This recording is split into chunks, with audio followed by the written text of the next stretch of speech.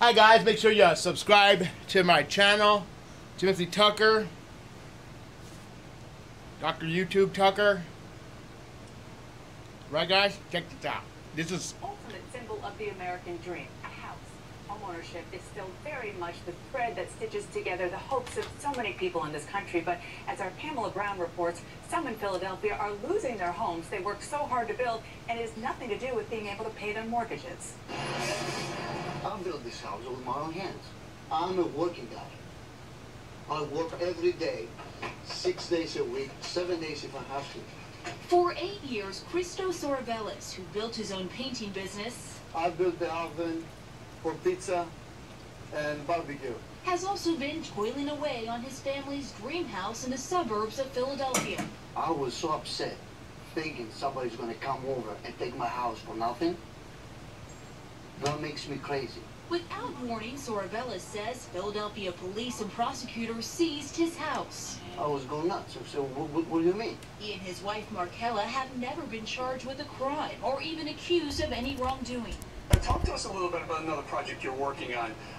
It has to do with civil forfeiture. Tell us what that is. Well, basically, the government can take money from you without ever convicting you, without ever even charging you. But if police suspect your car was involved in a crime, they can take it, sell it, and in most places, pocket the proceeds to pad their budgets. In fact, the most famous U.S. attorney for doing this is Loretta Lynch. She confiscated $110 million worth of people's stuff, never tried them, never even took them to court, just kept their money. And it turns justice on its head because you're presumed to be guilty until you prove that you're innocent. Ah. Are some police agencies more concerned about making money off the drugs than stopping them? Well, at the center of this months-long investigation, They'll never stop them, so yes. Let officers pull you over looking for cash. And get this, they don't even have to charge you with a crime to keep your money. A tractor-trailer stop for a traffic violation leads to a search and the discovery of large blocks containing almost $200,000 cash. Cash that officers keep on the suspicion that it's drug money. In fact, Interstate 40 has become a major profit center for Tennessee law enforcement, with officers stopping and often searching out-of-state vehicles. Is it okay that they It's because of a state law that lets them seize money like the cash shown in these police photos, simply based on the suspicion that it's linked to drug trafficking. If an owner does not take legal action to get the money back, the agency gets to keep it all. I mean, this is really highway shakedowns coming to the U.S. The reason why I stopped you was you're coming outside your lane of travel. I don't know if you're sleeping or you're not drinking, are you? So what was the reason for the stop? I think he said he crossed the line, weaved over. Yet our camera had been tracking that same supervisor and captured the exact moment that he put on his brakes just as he was about to pass the Texas vehicle. As you can see, it's squarely between the lines. For almost 2 minutes, the interdiction vehicle trails the SUV. And while the officer himself is all over the road, That car wasn't weaving. The tape, it was not weaving. It did not cross the line. You're right. he never weaved once, did he?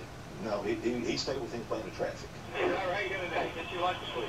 And we obtained other videos from that same 23rd Drug Task Force supervisor where he stops out-of-state drivers and never even tells them that they violated any traffic laws. Last year, the Institute for Justice issued this report, Policing for Profit, that gave Tennessee a D- for civil forfeiture laws that make it all possible. Under civil forfeiture, you give law enforcement a direct and perverse incentive to go out and try to take as much property from citizens as possible. It's a way to make money for your task force, honestly. Well, you know, when you say make money, I guess it is a way for us to continue to fund our operation. What we're doing, we're taking advantage of how the laws are, to use the money to be able to put back to fight the drugs. So everything's paid through seizures and fines. So if these officers out on the interstate don't come up with cash, then they might lose their jobs. So it's a possibility, yes. Out here on the interstate, interdiction officers have a choice. Conventional wisdom is that the drugs come in from Mexico on the eastbound side, but the money goes back on the west. We spotted both the 23rd and Dye staging time and time again with their backs to the drug side. In fact, a review of daily activity sheets kept by the 23rd discovered that when officers noted the location of their traffic stops, there were 10 times as many on the money side. We want both sides of the road worked. It looks like that they're not concerned about stopping the drugs, that they just want the money. But that's what it looks like.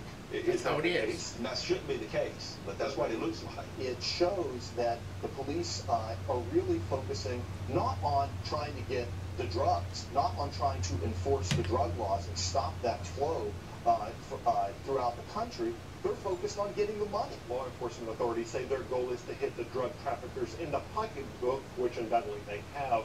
But some people have hired lawyers after their cash was taken, and sometimes after months and months of litigation, judges have ruled that the money really never had anything to do with drug dealing at all.